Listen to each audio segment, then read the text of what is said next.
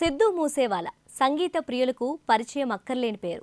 సొంత రాష్ట్రం పంజాబ్తో పాటు దేశ విదేశాల్లో అభిమానులను సంపాదించుకున్న సిద్ధూ హత్య అప్పట్లో సంచలనం సృష్టించింది. 2022లో కారులో వెళ్తుండగా దుండగులు జరిపిన కాల్పుల్లో సిద్ధూ స్పాట్లోనే చనిపోయాడు. 2 ఏళ్లు గిర్రున తిరిగాయి. 2022లో చనిపోయిన సిద్ధూ ఇప్పుడు మళ్లీ పుట్టాడు. ఈ విషయాన్ని ఆయన తండ్రి బౌల్కర్ సింగ్ సోషల్ మీడియా ద్వారా అభిమానులతో పంచుకున్నారు. పంజాబీ ర్యాపర్ సిద్ధూ మూసేవాలా చనిపోవడంతో కన్నీళ్లతో కాలం వెల్లదీస్తున్న ఆయన పేరెంట్స్ ముఖంలో మరోసారి ఆనందం విరిసింది. ఆయన తల్లి చరణ్ సింగ్ మగబిడ్డకు జన్మనిచ్చారు. ఈ విషయాన్ని సిద్ధూ తండ్రి బౌల్కర్ సింగ్ సోషల్ మీడియా ద్వారా అభిమానులతో పంచుకున్నారు.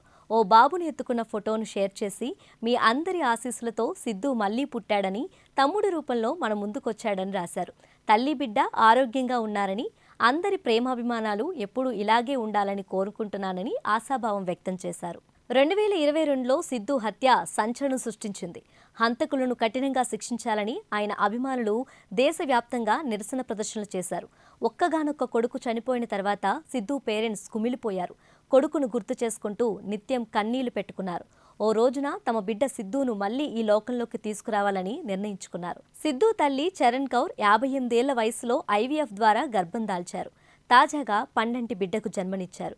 ఒడిలో పసికందు, పక్కనే సిద్ధూ ఫోటోతో బౌల్కర్ సింగ్ పోస్ట్ చేసిన ఫోటో ఇప్పుడు సోషల్ మీడియాలో వైరల్గా మారింది.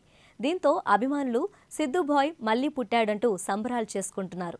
ఇదిలా ఉంటే సిద్ధూ లైఫ్ స్టోరీ ఆధారంగా who kill Moosewala the spiralling story of violence in Punjab అనే పుస్తకం కూడా వచ్చింది. జుపిందర్ జిత్ సింగ్ అనే వ్యక్తి ఈ పుస్తకాన్ని రాశారు.